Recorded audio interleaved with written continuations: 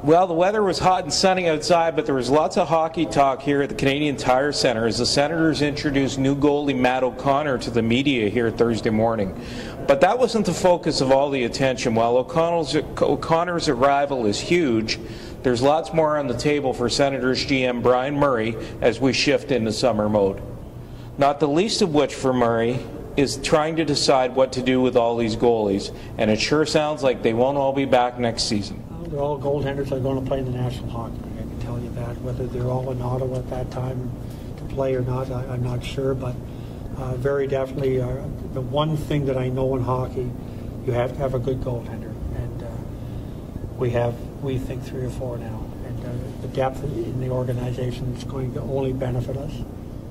What was interesting was Murray said by the end of next week he'll have a pretty good idea what the best offers are for his goalies, and then he'll have to make a decision if he wants to do something before the draft.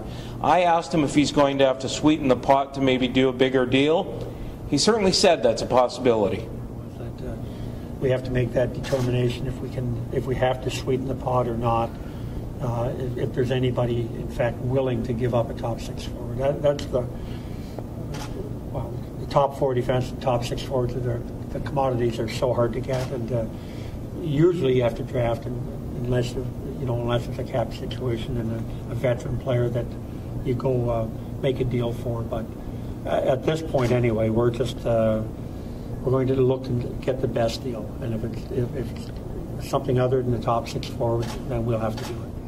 Murray told me that after the press conference that 7 teams have called on the goaltenders, more on Leonard than on Anderson. That says to me that there's a better market for Leonard than there is for Anderson, and quite frankly, Murray said the team wants to win now. We want to win now, too. And there's no question we have to determine, do we have the material to win now? And that's the whole process we're going through now. We've got the pro starts coming in Monday.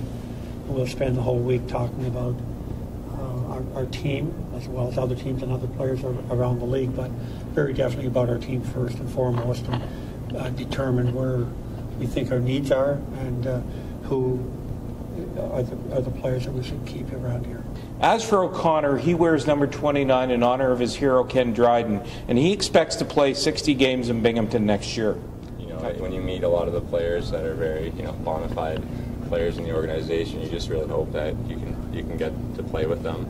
But everyone's been really welcoming. They really treat me as a member of the Senators, and that's all you can ask for, being an entry-level guy. O'Connor should have coach Luke Richardson behind the bench next year. He's expected to re-up with a new deal any day. He's got an offer on the table. And Brian Murray said that Dave Cameron has agreed to a 2-year extension, and that is just on the verge of being signed. Lots of news here today, folks. For OttawaSun.com, I'm Bruce Garriock.